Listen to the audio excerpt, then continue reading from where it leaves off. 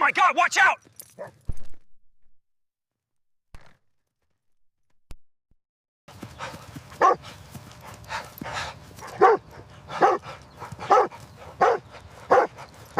Ground now!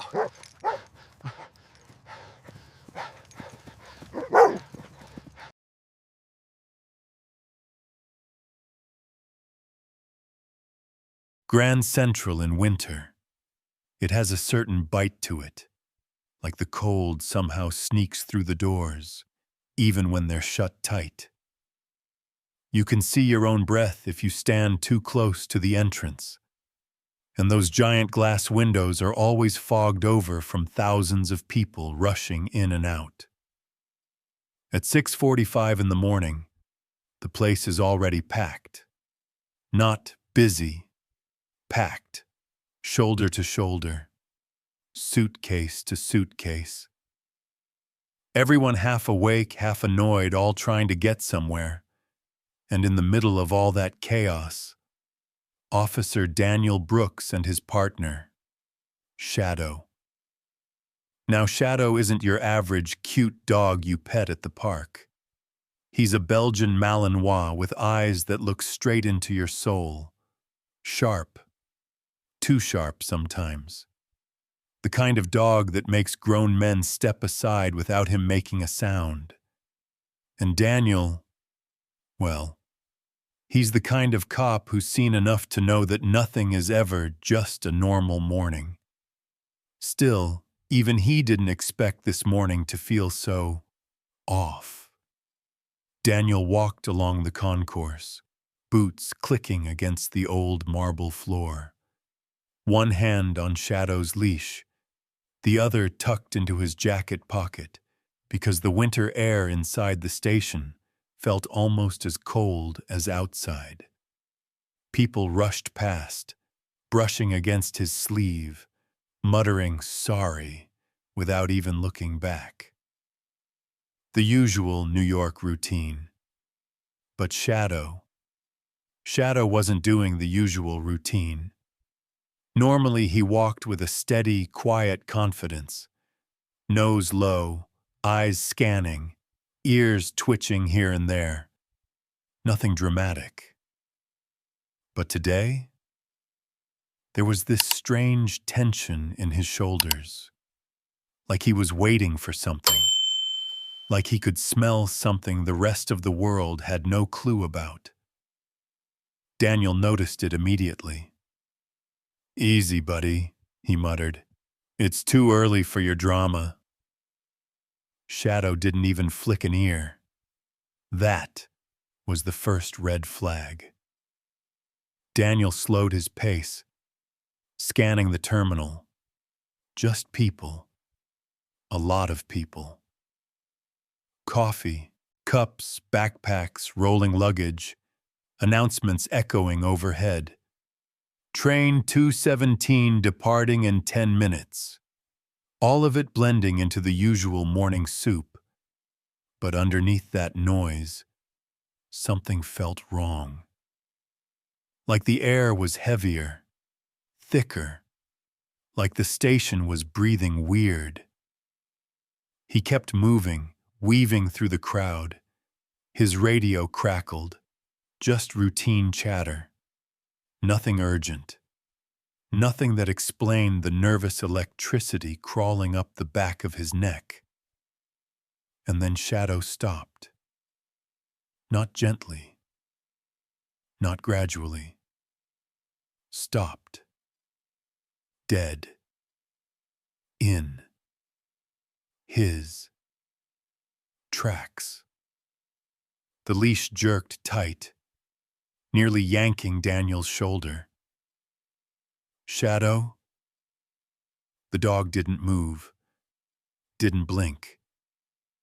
His breaths were sharp, controlled, like he was dialing into something only he could detect. And that's when Daniel finally felt it. That punch of tension in the air. Like the whole terminal shifted without actually moving. "What is it, boy?" Daniel whispered. "Talk to me." Shadow didn't bark, didn't whine, but something in his posture changed. Muscles tightening, tail lowering, ears locking forward like two satellite dishes. He was tracking something, someone. But Daniel's eyes couldn't pick it out yet. Just people. Suits, coats, kids with backpacks. Nothing stood out. Nothing screamed danger. And that made it worse. Then Shadow did something he never did. He stepped back. Just one step.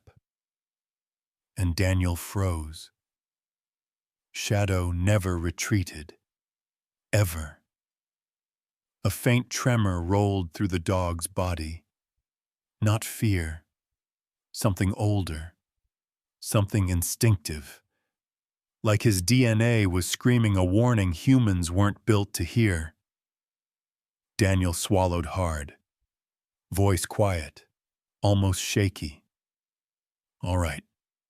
You're scaring me a little here. And then he saw it.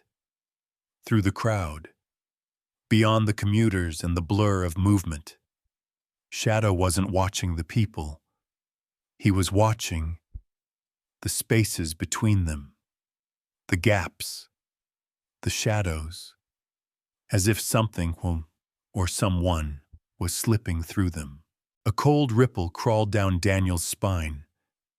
This wasn't nothing. This wasn't paranoia. This was the kind of stillness right before lightning hits the ground. And Daniel knew one thing for sure. This morning was about to break open into something he couldn't explain yet. But Shadow already sensed it. And whatever it was getting closer. Shadow didn't just stop this time. He locked up. Like someone hit a pause button on him. 1 second he was walking beside Daniel. The next, he was stone still. Muscles tight like coiled wire. His ears shot straight up, sharp as arrows, and a low growl rolled out of his chest. Not loud, but deep. The kind of growl that doesn't scare you first. It freezes you. Daniel felt it before he heard it. That vibration through the leash. That silent warning. That unspoken. Something's wrong. Seriously wrong. Shadow? Daniel whispered, almost scared to raise his voice in case he missed something. Talk to me, buddy. And Shadow did talk, just not in words. His whole body leaned forward, nose twitching, eyes narrowing. He wasn't scanning anymore. He was locked onto something. Someone. Daniel followed that line of sight through the crowd. At first, nothing. Just Grand Central chaos. Commuters rushing. A businessman yelling at his phone. A kid dragging a backpack twice his size. Tourists looking lost because, yeah, it's New York. But then Daniel saw it. Her. A little girl. Maybe 7. 8 tops. Soft blonde hair in a messy ponytail, wearing a purple quilted coat that should have kept her warm. Except she was shivering. Not from cold. From something else. She walked beside a woman in a red coat. The woman's grip on her wrist was tight. Too tight. Like she was scared the girl might slip away, or run, or scream. And then, the girl turned her head. Just a small movement. Barely noticeable. Unless you were watching for it. Shadow saw it first. Then Daniel saw her eyes. God. Those eyes. Wide. Shiny with fear. Like she was holding her breath and her heartbeat at the same time. Not nervous. Not lost. This was something deeper. Something silent. Something that whispered, "Help me," in the quietest way a kid can, without making a sound.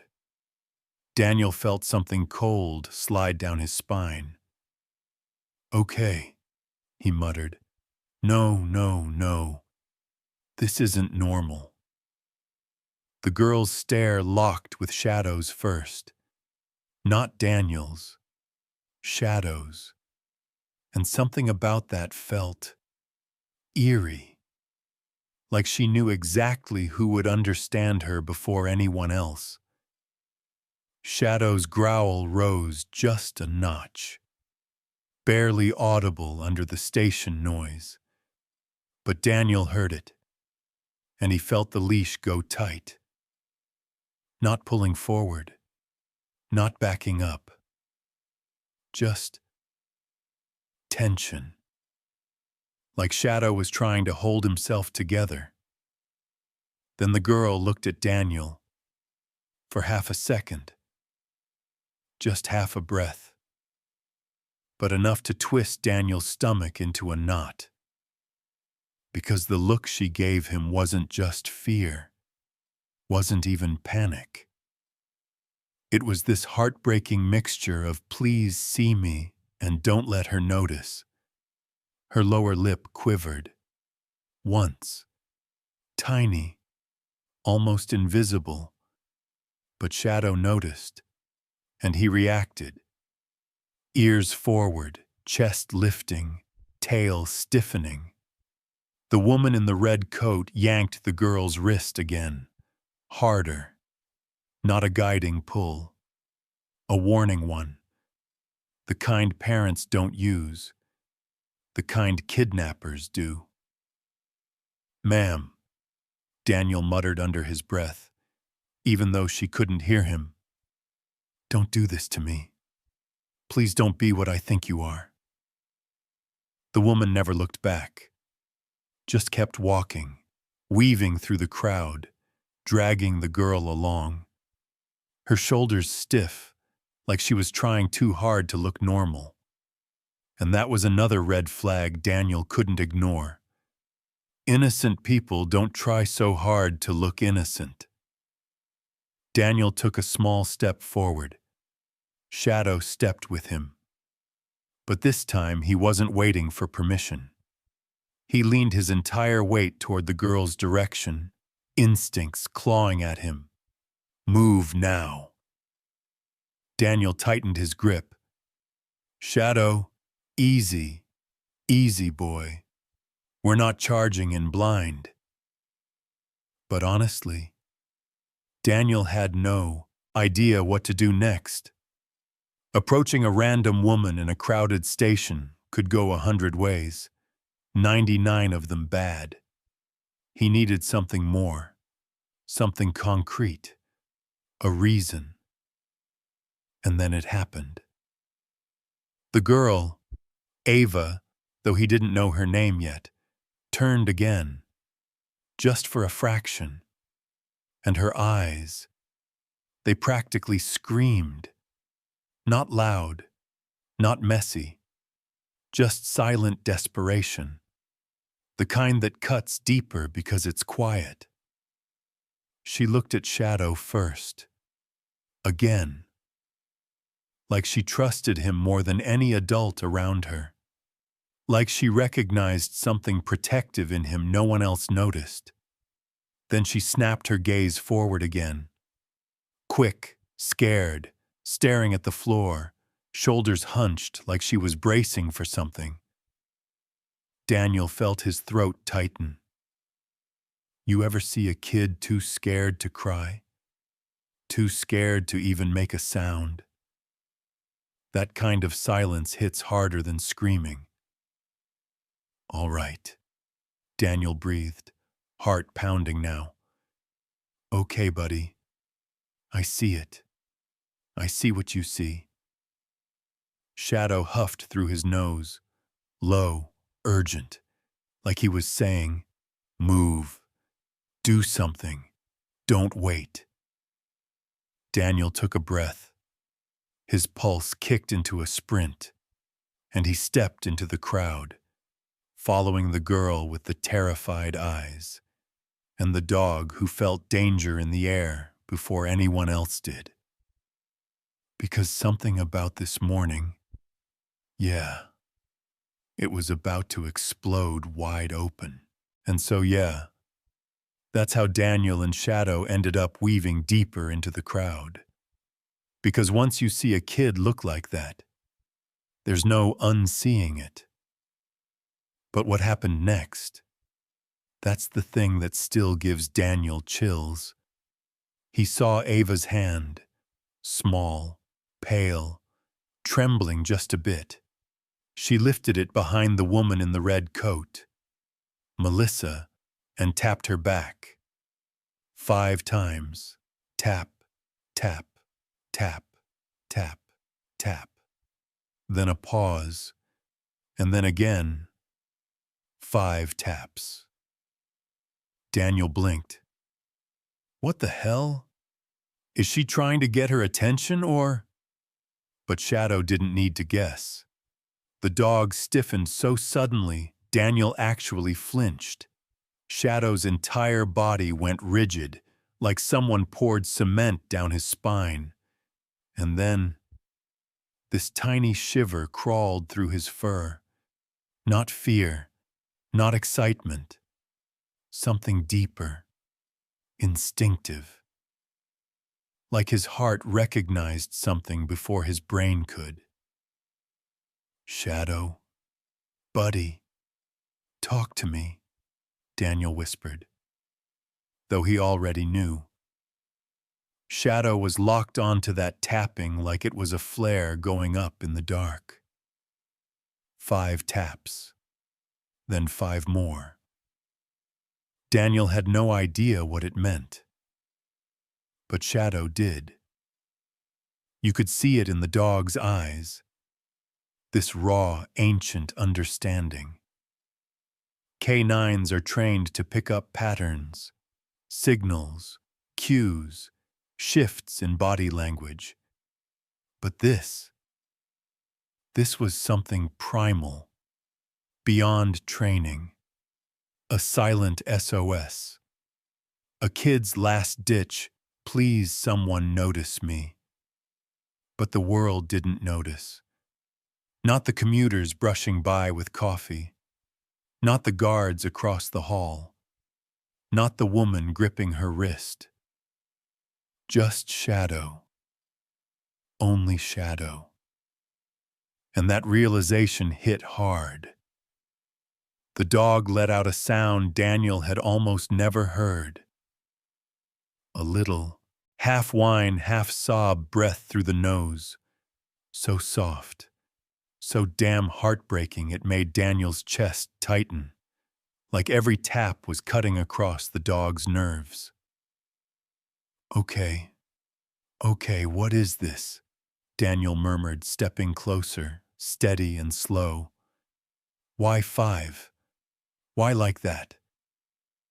He didn't expect an answer, but he got one anyway, just not in English. Ava did it again.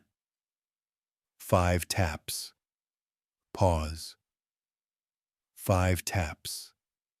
And this time, she didn't just look scared. She looked like she was praying someone, anyone, would finally catch on. Her fingers weren't tapping randomly. They were tapping like she'd practiced it. Like someone had told her, if you're in danger and you can't talk, do this. Daniel felt a sting at the corner of his eye. That sharp kind when your heart breaks and your anger lights up at the same time. Because what kind of kid has to learn a signal like that? Shadow suddenly stepped forward, pulling the leash tight, almost dragging Daniel. Whoa, Hey, easy, he hissed. But Shadow wasn't hearing him. Not this time. The dog was breathing fast now, chest rising and falling like he was holding back a bark that wanted to explode out of him. Ava tapped again. And this time, she flinched. Daniel watched her whole body jolt, like she was expecting punishment just for trying. That tore something open inside him. That's it, he muttered, jaw tightening. I'm going in. He started moving, not rushing, not running, but that determined walk cops get when instinct overrides caution. Shadow was already ahead of him, slipping through the crowd like a ghost with purpose. Tail stiff, ears locked, eyes burning with something beyond suspicion.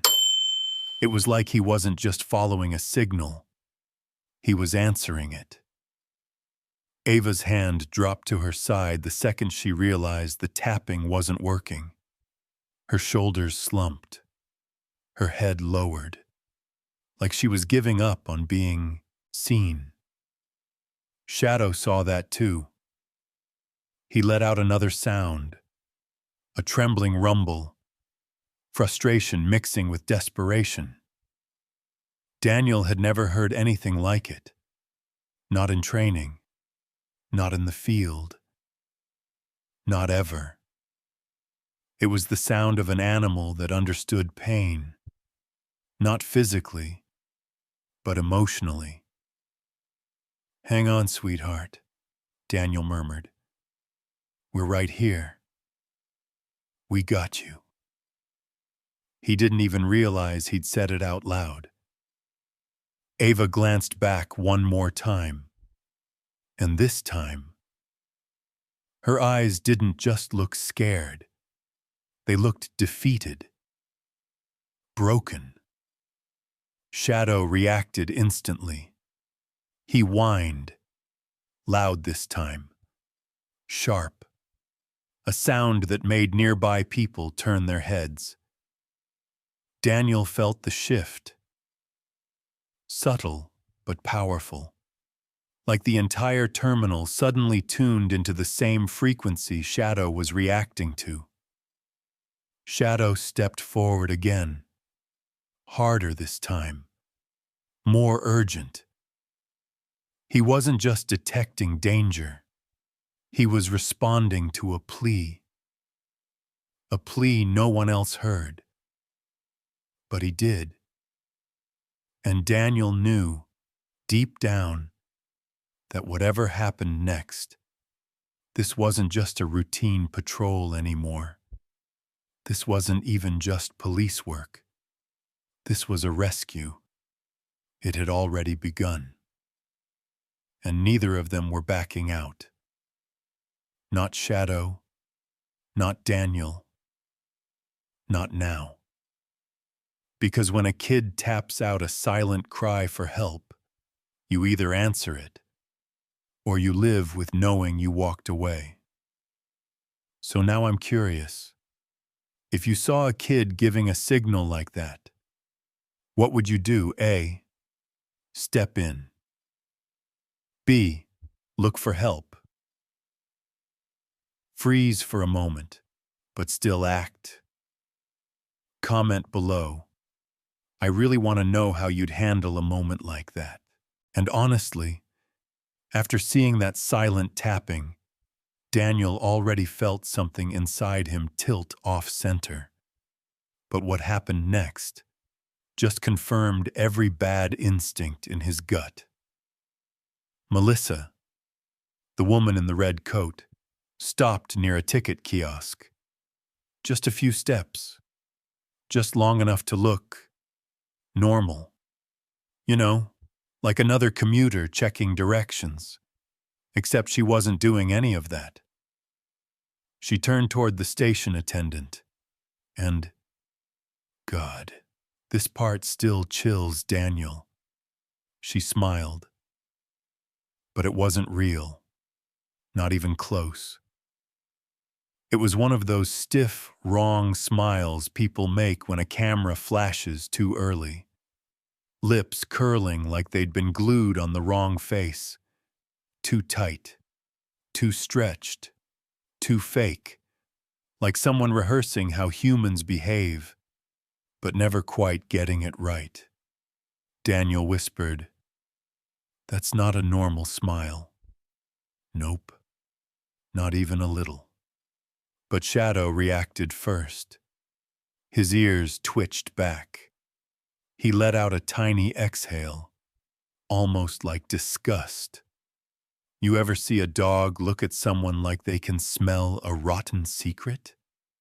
Yeah, that. Melissa thanked the attendant. Fake sweet, high-pitched, too cheerful, while her hand tightened around Ava's wrist.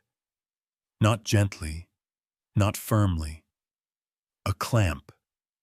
And Ava's skin, that tiny patch around her wrist, started turning red. Fast. Kids usually pull back. They complain. They say, "Ow." Not Ava. She didn't move. Didn't make a sound. Just stood there. Shoulders stiff, jaw clenched, eyes on the floor like she'd learned it was safer not to react. And that broke something inside Daniel. Kids shouldn't stand that still. Kids shouldn't know how to hide pain like that. Kids shouldn't be that scared of disappointing the adult next to them. Shadow took one step forward, and Daniel nearly lost the leash. "Easy, boy," he muttered. I know. But Shadow wasn't hearing anything. He was watching Melissa like she wasn't a person, but a threat. A live wire. A danger setting off every alarm inside him. Ava risked one glance, just one, toward Daniel. A tiny flick of her eyes. Quick, fragile. And then she snapped her gaze away like she'd touched fire. Daniel saw it. He felt it. That pure fear. Not shy. Not overwhelmed. Not stranger danger nervous. Real fear. The kind kids get when they know looking at the wrong person might get them punished later. He'd seen it before. In domestic cases. The kind that haunt officers long after they clock out. "Ava," he whispered, even though he didn't know her name yet. "Sweetheart, what are you dealing with right now?" Melissa yanked her wrist again. A sharp, impatient pull. A keep-up yank. Ava stumbled, trying to match her steps so she wouldn't fall. Everything inside Daniel snapped to high alert. He stepped closer. "Miss!" he called. Not loud, not aggressive, just enough to test a reaction. And the reaction told him everything. Melissa froze mid-step. Not a natural "someone called me." Pause. No. This was rigid, controlled, like a puppet whose strings had been yanked tight. Ava flinched. Full body, visible, sharp. Daniel saw it. Shadow saw it. Anyone paying attention would have seen it. But nobody else was paying attention. Melissa turned her head slowly. Too slowly. That fake smile stretched back into place like she was gluing it on again.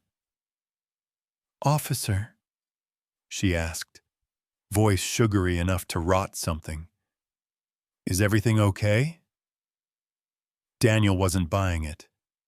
Shadow definitely wasn't buying it. The dog stepped forward, growl rumbling low in his chest. Melissa's smile twitched, just a hair. Her eyes flicked to Shadow, then to Daniel, then fast to Ava, and her fingers tightened. A possessive grip, a warning grip, a don't even breathe wrong grip. Everything's fine, she said. Too quickly, too smooth, too rehearsed. Ava kept her head down. No eye contact, no movement. Skin around her wrist an angry red. Daniel's throat tightened. He wanted to pull her away. He wanted to rip Melissa's hand off her. He wanted to say, "Let go, before I make you." But legally, he needed one more sign, and Ava gave it to him. Melissa turned her head for half a second to respond to someone passing by, and in that tiny, perfect slice of time, Ava lifted her eyes, just barely, just enough for Daniel to see the truth again. Terror, helplessness, and this small, flickering hope that maybe, just maybe, someone might save her. And she mouthed one word, so small he almost missed it. "Please." Daniel's heart dropped straight through the floor. Shadow growled louder, chest rumbling like distant thunder. And Daniel knew this wasn't a misunderstanding. This wasn't nerves. This wasn't a stressed parent. This was danger. Real danger. And it was happening right in front of him. So now let me ask you something. If you were in Daniel's shoes, would you approach her right then? Or follow her first to see what she does next? And honestly, after seeing that fake smile, and the way Ava kept shrinking into herself, Daniel thought things couldn't get any clearer. But then Shadow made the choice for him. It happened in this strange, quiet beat, like the whole station took a breath at the same time. People were still rushing, talking, dragging suitcases, but around Daniel and Shadow, there was this tiny pocket of stillness, like they were standing in the eye of a storm nobody else even knew was swirling. Daniel looked down at Shadow, just to check in, and Shadow looked up at him, not confused, not curious, but with certainty. Raw, absolute, unshakable certainty. His eyes locked onto Daniel's, steady and fierce like they were saying, "Listen to me. You have to trust me on this one." No bark, no growl, no tug on the leash. Just a look that felt like someone grabbing Daniel by the collar and whispering, "There's a kid's life on the line." Daniel breathed out, barely audible.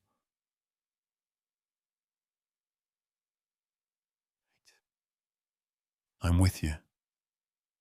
His heart kicked into overdrive. Not the adrenaline spike from chasing a suspect. No. This was different.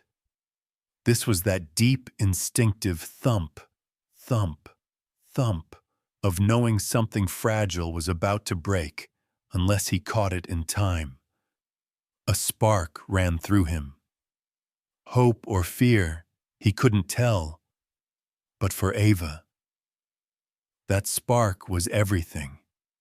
Because the second Shadow lifted his head higher, ears forward, body leaning protectively toward her, something shifted in the girl. Small, subtle, but real. She looked at him. This big, dark, muscular K9, and her expression softened in a way only a terrified child could soften when they see their first piece of safety in a long, long time. Her breath hitched, her lips parted, her fingers unclenched, just barely. And she looked at Shadow like he wasn't a dog, but a life raft, a single piece of floating hope in a freezing ocean. Shadow didn't break eye contact, not for a second. It felt like they were talking, this silent conversation that didn't need words. Are you here for me? Yes.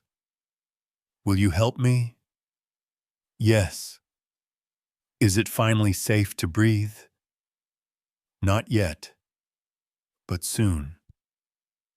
Daniel swallowed hard, thinking, God, this dog is seeing something I'm only just catching up to. And then Ava did something that hit Daniel straight in the chest. She stepped, just an inch, not toward Melissa, not away from her, but toward Shadow. A tiny, trembling inch. Most people wouldn't notice, but Shadow noticed, and Daniel felt his pulse spike, because that inch was the bravest thing he'd seen all morning. Melissa didn't notice. Not yet. She was too busy tightening her coat, scanning the station like she was checking for exits. But Ava risked another look at Daniel. And that look, man, it almost knocked the wind out of him. Her eyes weren't just afraid now.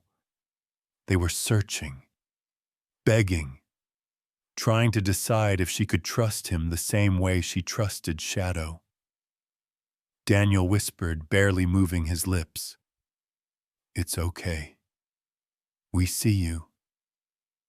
Just loud enough for her to feel seen, not loud enough for Melissa to hear. And Shadow, like he understood, lifted his chest, standing taller, shifting into a subtle, unmistakable protective stance.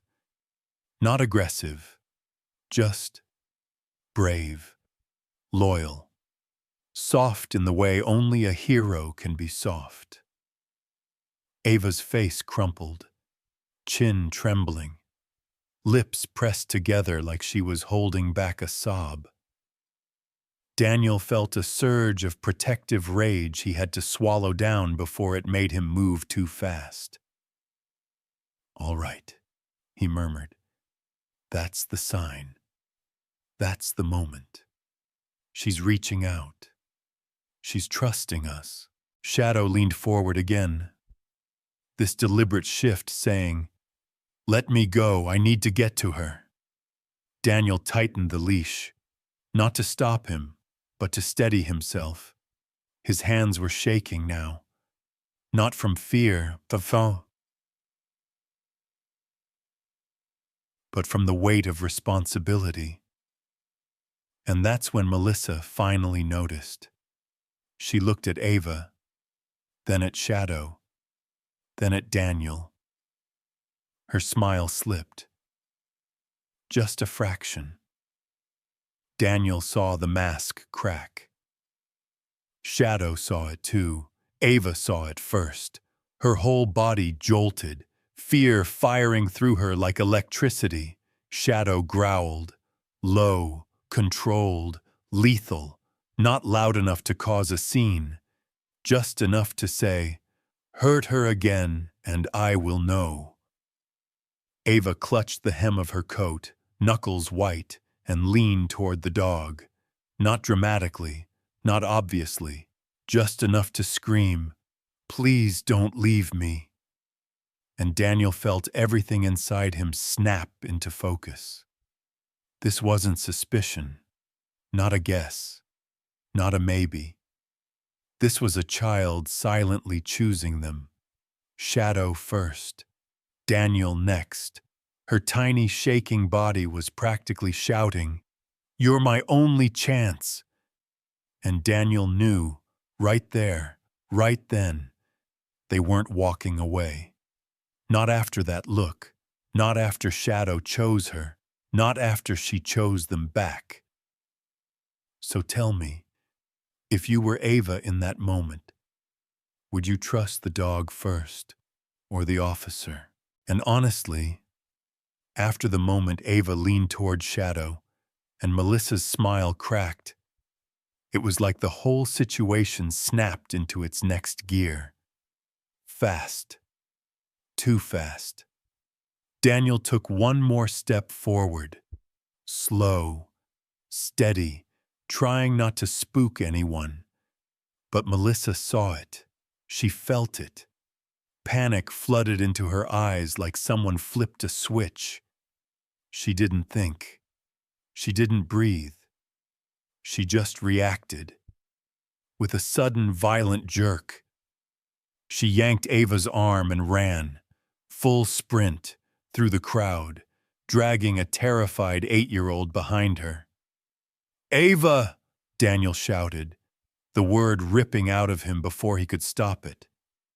But the girl didn't look back. She couldn't. She was too busy trying not to fall. Her boots scraped across the tile, her tiny body stumbling as Melissa hauled her forward like she was nothing more than luggage being dragged. Daniel lunged forward, but Shadow beat him to it. The dog exploded into motion. 1 second by Daniel's side.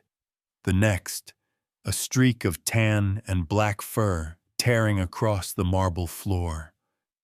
And the sound he made. God. It didn't even sound like a dog. A deep, thunderous roar, something primal and ancient ripping out of his chest. A growl so loud it rolled through Grand Central like a shockwave. Conversation stopped. Coffee cups froze mid-air. People jerked around like someone had fired a gun. The whole station went still. For 1 split second. Even Melissa froze mid-stride from the force of that sound. But only for a second. Then she scrambled harder, dragging Ava with frantic desperation, like she knew this was her last chance to escape. Shadow didn't give her that chance. He tore across the concourse, weaving between suitcases, dodging commuters, sliding across the slick tile like he was born for this exact moment. People moved out of his way without even knowing why. Instinct. Pure instinct. Daniel sprinted behind him, shouting, "Move! Police! Move!" But Shadow got there first. He cut Melissa off in one perfect, terrifyingly precise arc, like he knew exactly where she would step next. He didn't attack, didn't jump, didn't bite. He just planted himself right in her path. Muscles locked, chest heaving, stance wide. A wall of fur and bone and absolute, unwavering determination. Melissa skidded so hard she nearly fell. Ava stumbled forward, almost crashing into Shadow. She threw her hands up, expecting pain. But instead, Shadow angled his body gently toward her, shielding her from Melissa's grip. He protected her without even touching her. Melissa yanked Ava's arm again, desperate. But Shadow stepped between them, letting out another growl. Deeper, darker, a warning. Try that again and we're done playing. You could feel it vibrating through the floor. Ava's knees buckled, not from pain, but from relief. She sagged toward him, every muscle in her body finally giving up the fight. Daniel reached them, chest burning from the sprint. "Ma'am," he shouted, "let go of her right now." Melissa whipped around, eyes wide and wild. "Stay back!" she screamed, voice cracking with panic. Shadow barked, one single violent blast of sound. Melissa jumped. Ava flinched too, but instead of hiding behind Melissa, she ducked behind Shadow, fingers gripping his fur like it was the only solid thing left in her world. Daniel saw that grip, saw the terror on her face, saw the raw red marks around her wrist. And that was it. The final push. "Ma'am," Daniel said, voice low and shaking with anger. "Step away from the child. You're scaring her. And if you try to run again, you're only making this worse for yourself." Melissa didn't listen. She tried one more pull, one more desperate yank, one last attempt to drag Ava away. And Shadow moved, not aggressively, just decisively. He stepped forward, blocking Ava completely, forcing Melissa back. Not violent, just protective, firm, final. Melissa's eyes darted around. She was cornered, truly cornered. People staring, phones out, security guards running over, the whole station buzzing with tension.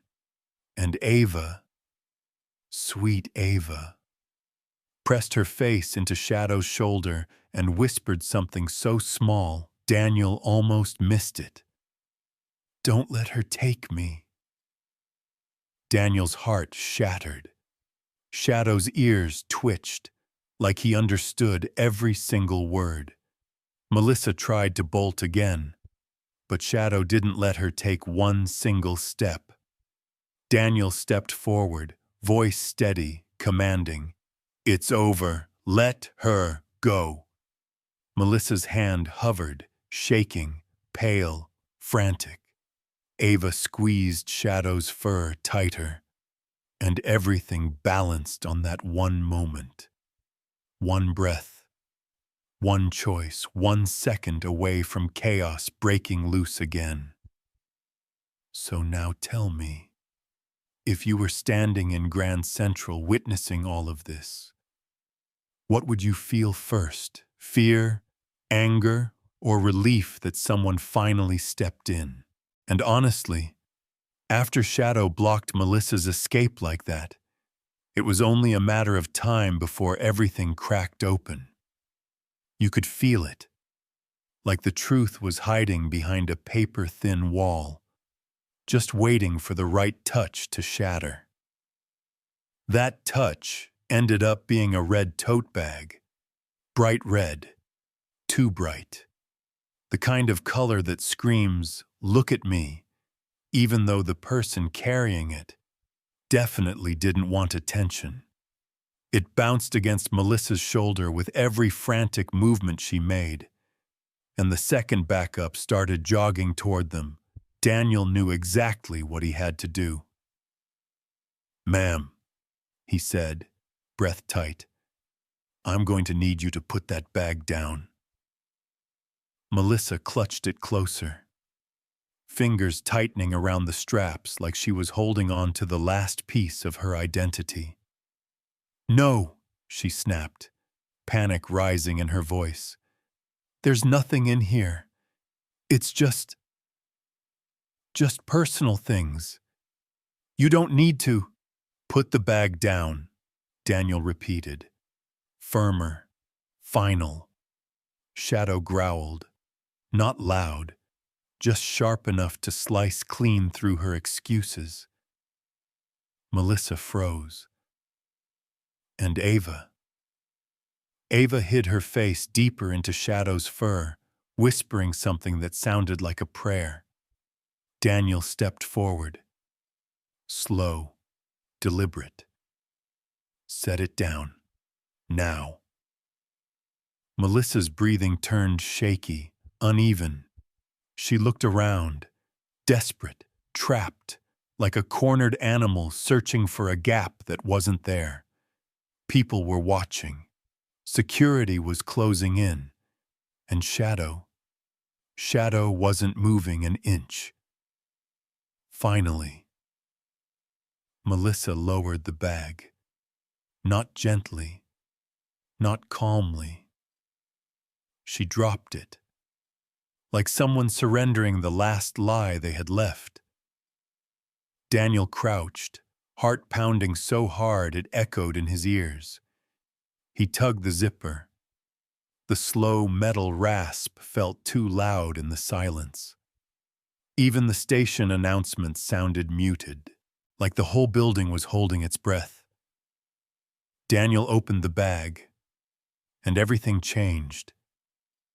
Right on top, a burner phone, cheap, plastic, taped along the back like someone kept prying it open.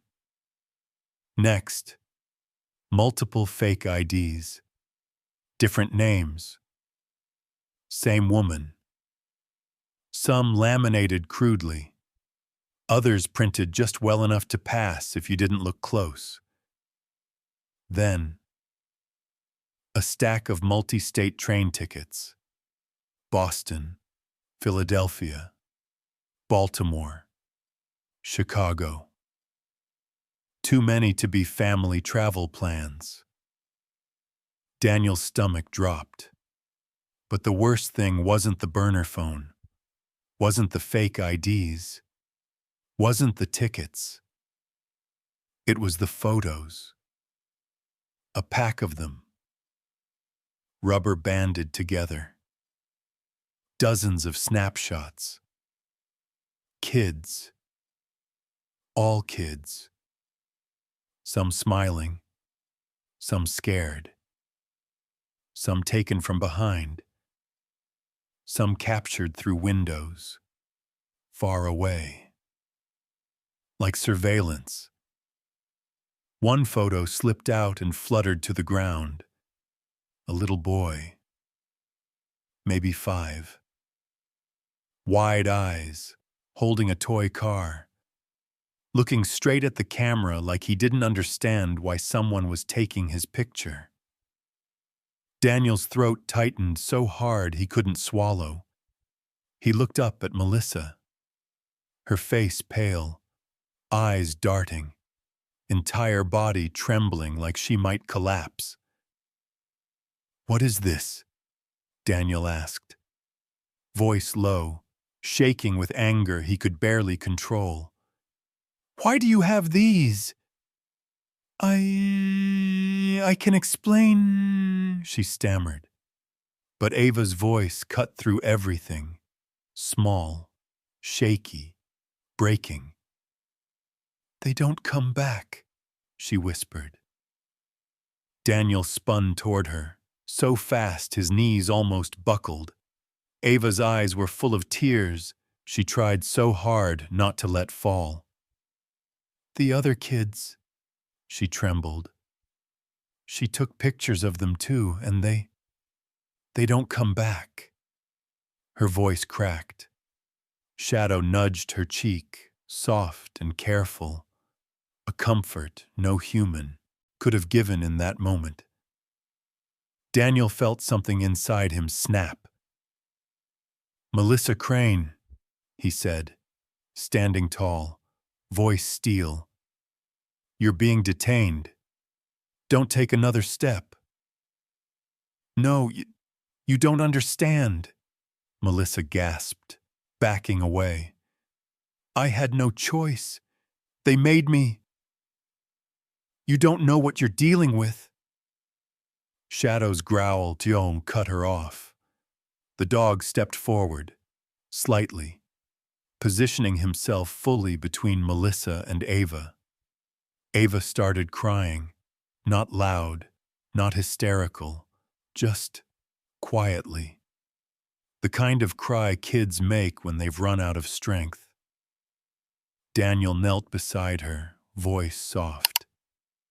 Hey, sweetheart. You're okay now. You're safe. I promise." Ava shook her head, tears streaking. They told her to take us away, and if we cried, she... Her voice broke off, too scared to finish. Daniel clenched his fists, nails digging into his palms. This wasn't a simple kidnapping. This wasn't one bad choice. This was organized, planned, cold, something bigger than Melissa, and Ava knew it. Melissa tried to bolt again, but Shadow stepped forward, teeth bared just enough to say, "Don't." And she stopped. Because everyone stops when a K-9 gives that final warning. Daniel exhaled, a breath he hadn't realized he'd been holding. The truth was out now, all of it, ugly, shocking, undeniable. So now let me ask you, if you opened that red bag and saw those photos, what would hit you first? Anger, heartbreak, or straight-up disbelief? And honestly, after the truth spilled out of that red bag like poison, it was only a matter of time before everything else broke. And Melissa, she was the first to fall apart. The moment Daniel stepped back from the evidence, those photos staring up from the floor like ghosts, Melissa's whole body just gave out. Her knees buckled. She hit the cold tile hard, hands shaking, breath chopping in and out like she couldn't pull enough air into her lungs. I can't, she stammered, voice tearing apart. I can't do this anymore.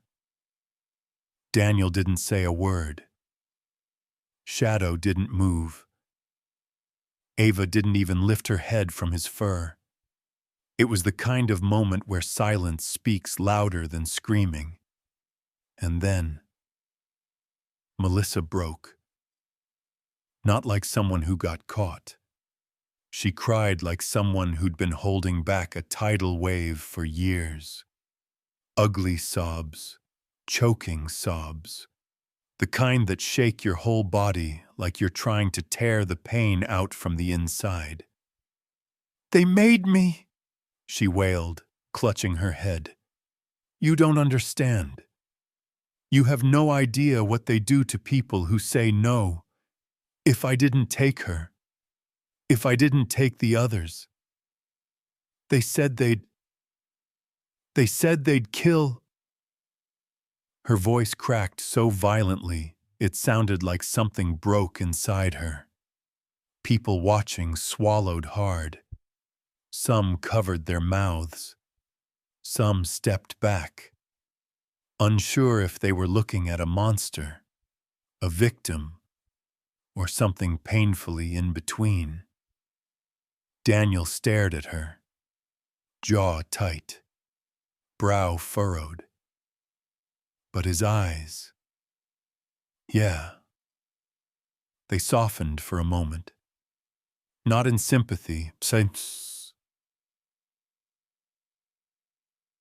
but in recognition of a truth he didn't want to face. Evil isn't always clean-cut. Sometimes it twists people until they barely resemble themselves anymore. But even then, none of it excused what she'd done. Shadow must have sensed Daniel's internal tug-of-war. He let out a slow, steady exhale, a quiet reminder. Stay focused. Protect the child first. And speaking of the child, Ava, sweet, quiet Ava, the moment Melissa collapsed. Ava did the opposite. She held tighter, buried her face deeper into Shadow's neck, little fingers gripping his fur like she was afraid he'd disappear if she loosened her grip. Her whole body trembled, Not violently, but with tiny aftershocks rolling through her bones. Shadow lowered his head and pressed it gently against her shoulder. No bark, no growl, just presence, warmth, steadiness. A shield, without moving an inch. Daniel crouched beside Ava, careful not to touch her unless she wanted it.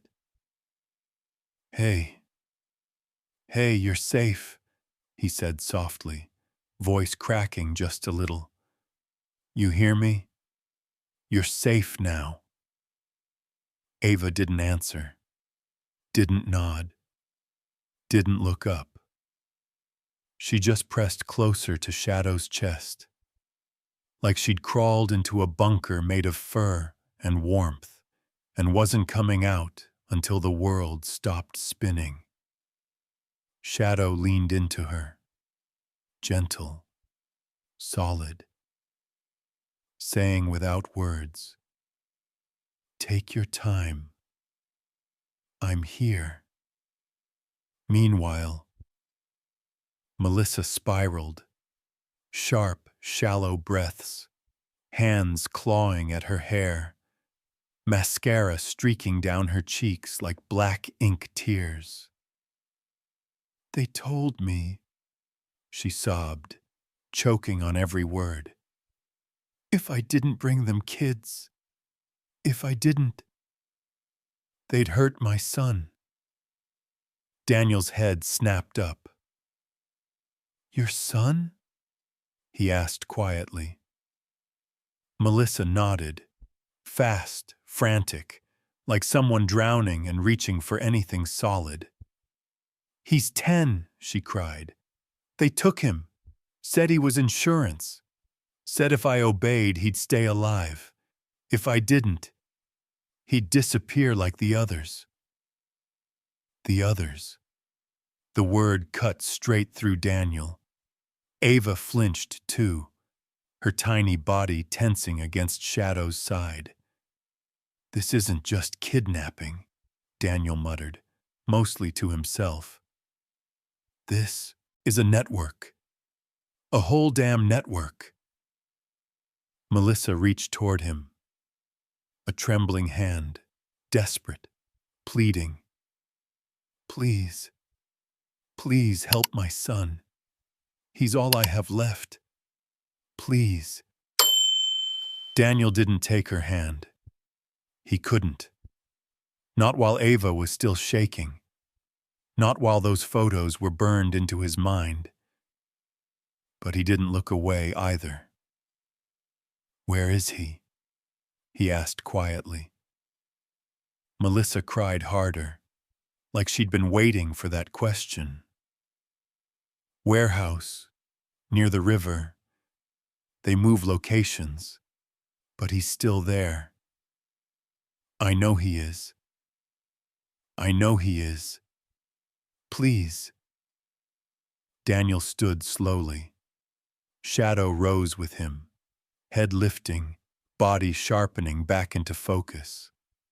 Ava finally looked up, just a little, tears clinging to her lashes, fear still there, but something new flickering inside it.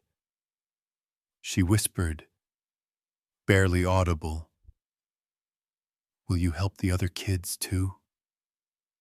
God. That question tore Daniel apart. He knelt again, voice gentle but firm. Yeah, I promise. We're gonna find them. All of them. Behind him. Melissa sobbed into her hands. In front of him. Ava leaned into Shadow and closed her eyes, like she finally felt safe. And the crowd? Even the strangers watching from 10 feet away blinked back tears, because in that moment, the villain broke. The child held on, and the dog stood like a guardian nobody else could ever be. So let me ask you, if you were standing there watching Melissa collapse like that, would you feel anger, pity, or something painfully in between? And honestly, after hearing Melissa choke out that her son, and maybe more kids, were trapped somewhere out there, Daniel didn't even have time to process the emotions. Everything shifted from shock to mission mode in seconds. The burner phone came alive with clues once tech ran it. Pings, coordinates, a final location before the device went dark. A warehouse near Newark, half abandoned, far from traffic, far from help. Perfect for hiding something terrifying. And that's how Daniel, Shadow, and a full convoy of officers ended up racing through New Jersey in the dead of night. The roads were slick with fresh snow, the kind that doesn't fall softly. It slams sideways into the windshield because the wind refuses to calm down. Daniel gripped the wheel like it was the only thing keeping him grounded. Damn it! If she's telling the truth. Shadow whined from the passenger seat, reading the tension like he always did. Yeah, I know, Daniel muttered. We'll get there. We're not losing any more kids tonight. Not on my watch. Snow hammered the roof. Sirens howled. Radios buzzed every 20 seconds. ETA 5 minutes. Units approaching south entrance. K-9 team ready. Command to all units. Prepare for breach. Shadow stood up.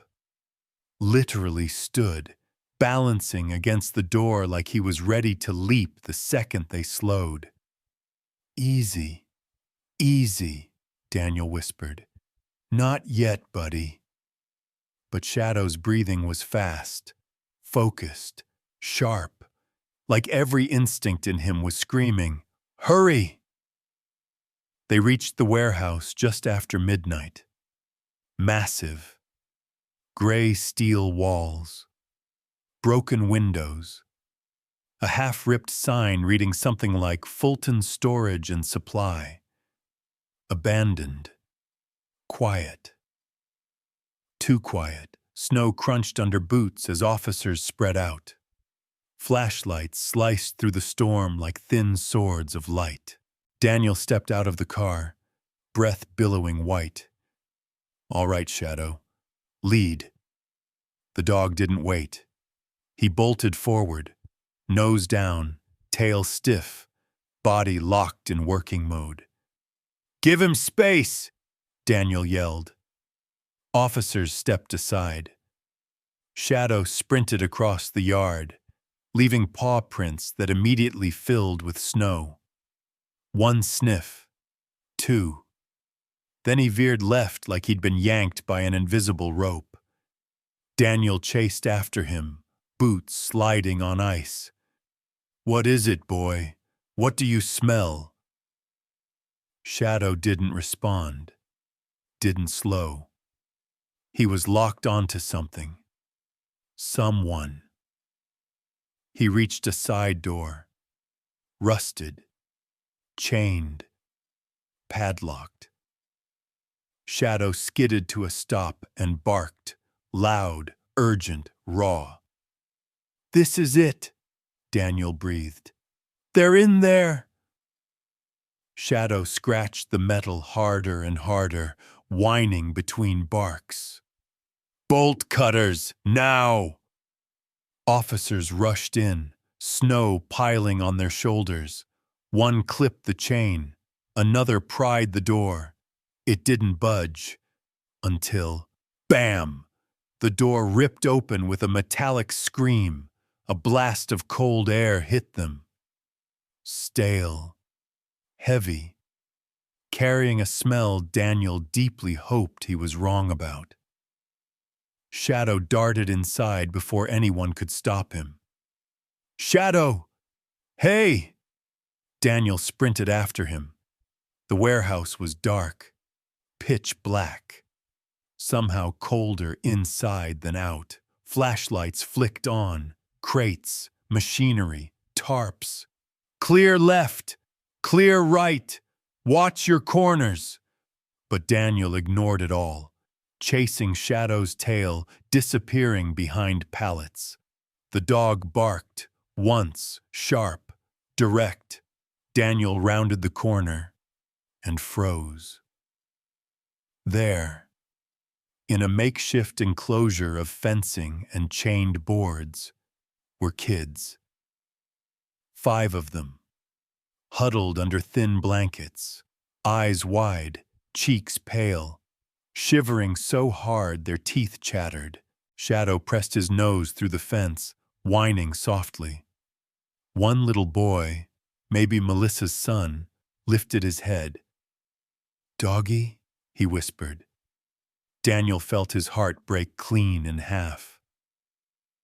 "It's okay," he said, voice cracking. "We're here. You're safe.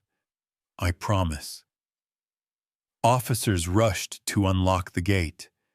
It swung open. Kids spilled into waiting arms, crying, shaking, clinging. Shadow licked their faces, tail wagging slowly, telling each of them, "You made it. You're okay. I've got you." Daniel wiped his eyes before anyone noticed. The wind howled outside. Snow blew through the doorway. But inside that warehouse, for the first time in who knows how long, there was warmth. Not from heaters, not from blankets. From hope, real burning hope.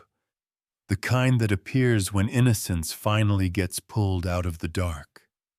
So now let me ask you, if you were part of that rescue team, what would you feel first?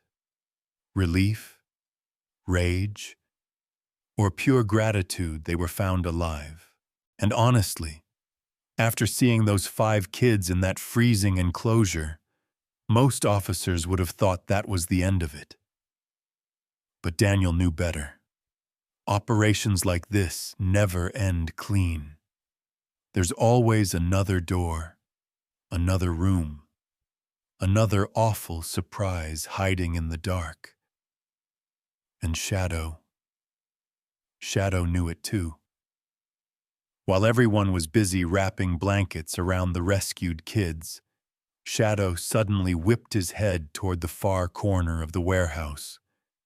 Ears shot up, muscles tightening, nose twitching like he'd caught a scent nobody else could sense. Daniel noticed instantly. "Shadow, what is it? You got something else?" Shadow didn't answer, not with sound, but with action. He bolted, straight toward a huge sliding metal door at the far end. One nobody had checked because the lock outside looked rusted shut. "Shadow!" Daniel yelled, sprinting after him, boots slipping on the wet concrete. "Don't go in alone! Damn it!" The dog skidded to a stop at the door and let out a deep, resonant bark, one that bounced off the warehouse walls like an alarm bell. Officers jerked their heads in his direction. "Brooks, what's he got?" someone shouted. Daniel's chest tightened. "I don't know, but it's something. Get the bolt cutters, now." Officers rushed over, flashlights in hand, breath fogging in the cold air. One officer swung the cutters. Clap! First chain snapped. Clang! Second one. They shoved, metal grinding, until... "Groan!" The door ripped open with a metallic scream. Cold, stale air rushed out at them. A smell Daniel prayed he was wrong about. Shadow darted inside before anyone could stop him. "Shadow!" Daniel bolted after him, The warehouse beyond was pitch black, colder than outside, silent in a way that felt unnatural. Flashlights switched on, cutting through the dark. Crates, tarps, machinery, shadows. Clear left! Clear right! Watch your corners! But Daniel ignored everything, chasing the streak of Shadow's tail disappearing behind pallets. Then, one single bark. Sharp, direct, urgent. Daniel rounded the corner and froze. There, in a makeshift enclosure of fencing and chained boards, were kids. 6 of them. 6 more. Huddled together in the darkness like forgotten shadows. Silent. Shivering. Too exhausted to cry. Eyes hollow. Blanked out the way trauma sometimes blanks things out just to keep you alive. One little girl had her arm around another, like she'd been playing big sister even though she couldn't have been older than 9. For a moment, everything in the room stopped. Then a tiny boy lifted his head. Barely. And in this cracked, barely there voice, he whispered, We thought we were never gonna see our parents again." It broke the room. Officers gasped. One cursed under his breath. Another pressed a hand to his chest like it physically hurt. Daniel felt his heart collapse inward. Shadow whined softly. But this time it wasn't urgency. It was gentleness. He lowered himself slowly, belly almost scraping the ground, crawling toward them like he didn't want to scare them, tail sweeping the floor, head bowed. One little girl, maybe 5, stared at him with terrified, hollow eyes. Then she reached out, a tiny, trembling hand. Shadow leaned in, letting her touch his fur. The moment her fingers sank into his neck, she collapsed into him, sobbing, quiet, broken, heart-splitting. Her little arms wrapped around his neck, face buried in his fur like he was the first warmth she'd felt in months. Shadow stayed perfectly still, not a flinch, not a shift. He let her hold on like he knew she needed every second. Daniel whispered, hand over his mouth, "Oh God, you're okay now. You're okay, sweetheart."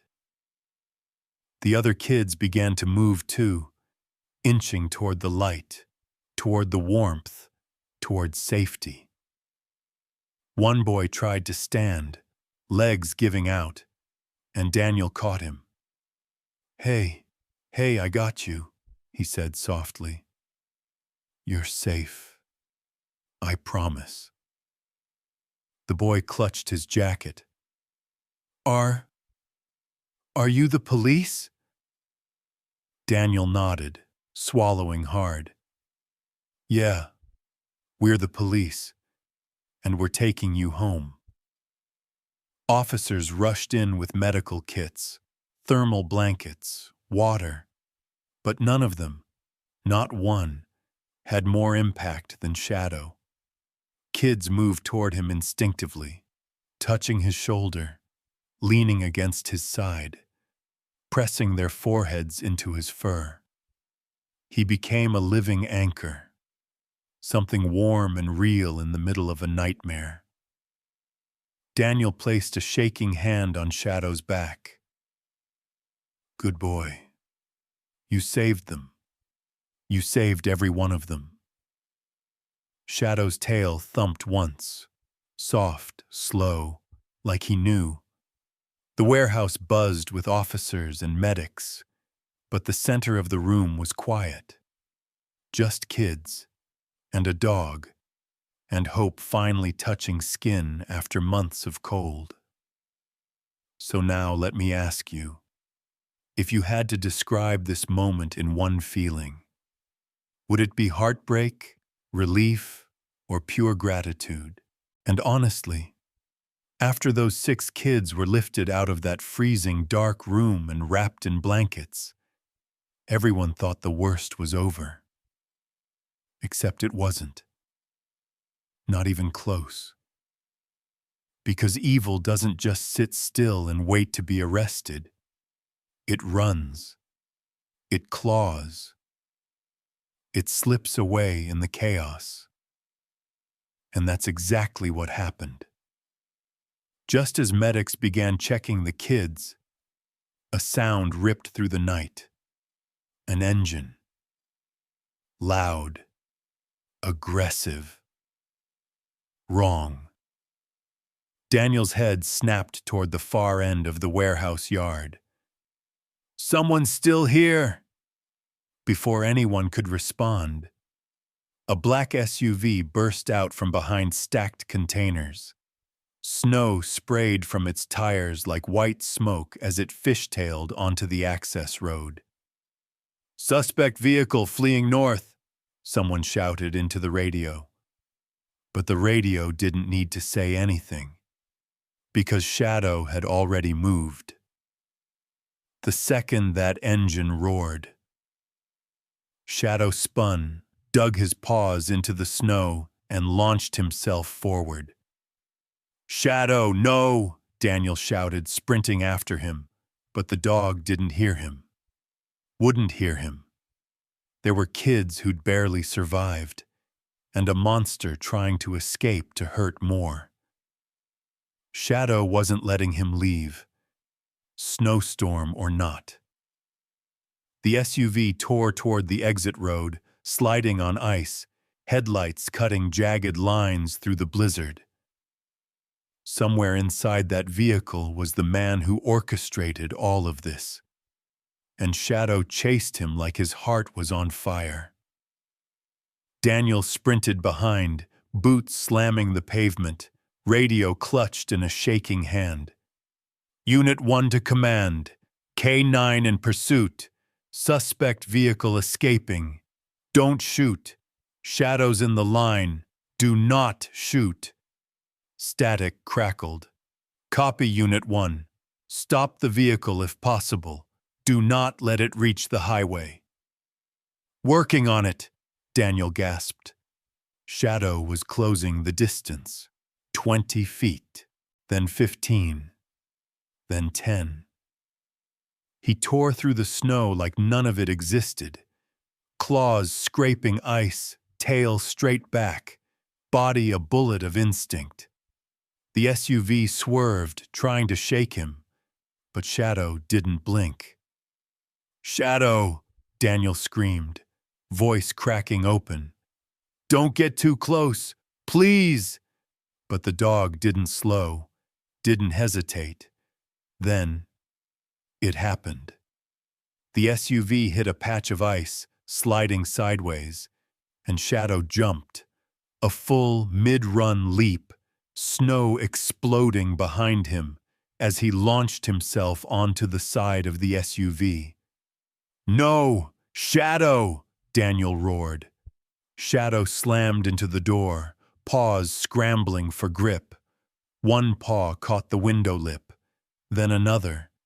The SUV jerked violently. The driver screamed something Daniel couldn't hear. Shadow dug his claws so deep, Daniel swore he saw sparks. Reckless, dangerous, insane. But it was Shadow. He was doing whatever it took to stop a monster from hurting more kids. The SUV swerved again, trying to throw him off. But Shadow held, teeth bared, muscles rigid, refusing to fall. "All units!" Daniel shouted into the radio, voice cracking. Cut off the north exit, now! And someone get eyes on Shadow. He's on the vehicle. A stunned voice answered back. You're kidding? Just do it! The SUV scraped a guardrail. Shadow's back legs slipped. Just for a second. No, hold on, boy, Daniel gasped. Shadow recovered, claws digging in again. Sirens screamed closer. Patrol cars boxed in. The suspect panicked and jerked the wheel into a side service alley. Bad choice. 2 police SUVs skidded into place, blocking the exit like steel walls. The black SUV slammed the brakes, tires shrieking, body lurching, momentum snapping. Shadow flew off the side, hitting the snow hard and rolling. Shadow! Daniel screamed, sprinting so hard he nearly slipped. Officers tackled the suspect, dragging him screaming into the snow. Daniel didn't look at them, didn't care. He dropped to his knees beside Shadow, hands shaking violently. Shadow, buddy, hey, look at me, please. Shadow lifted his head, just a little, just enough, and his tail thumped once against the icy ground. Daniel's entire body collapsed forward in relief. Don't ever do that again, he whispered, voice breaking. Don't you ever scare me like that again. Shadow licked his hand, weak, but alive. Alive. Officers dragged the suspect away, yelling, kicking, spitting. But Daniel didn't hear a word. All he heard, all he cared about, was Shadow breathing. So now let me ask you, if you witnessed that chase, that leap, that fall, what would you feel first? And honestly, after everything that happened in that freezing New Jersey yard, the chase, the crash, Shadow nearly slipping from life itself, it felt unreal that the world was still spinning. But it was.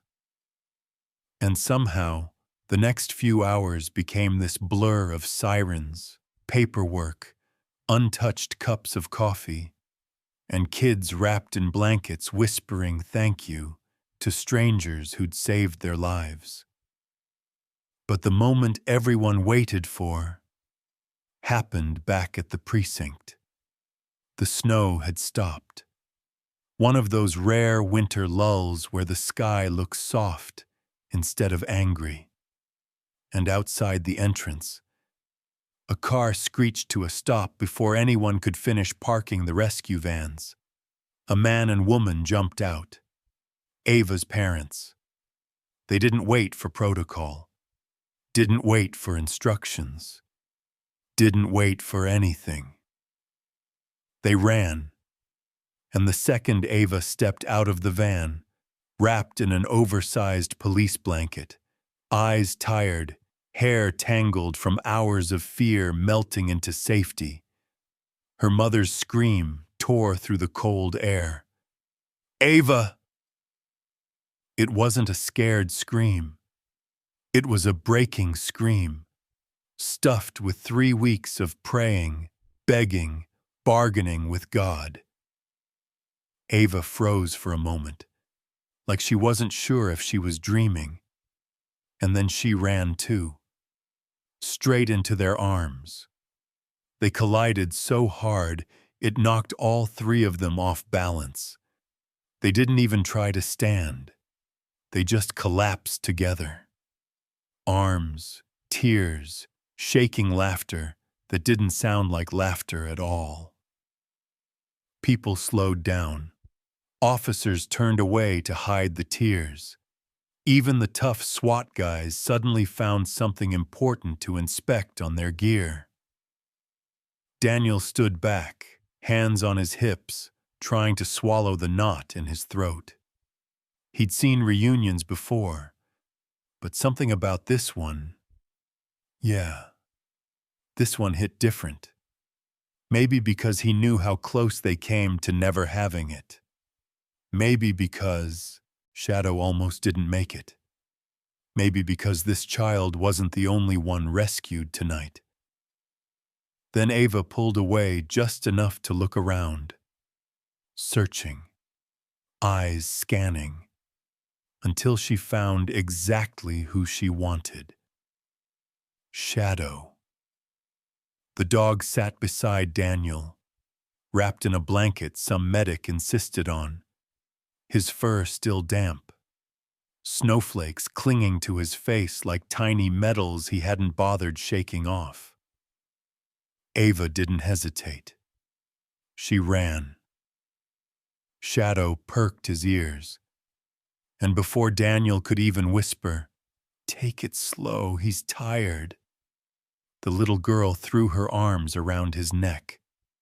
And Shadow, this warrior who'd chased monsters in the dark, just melted.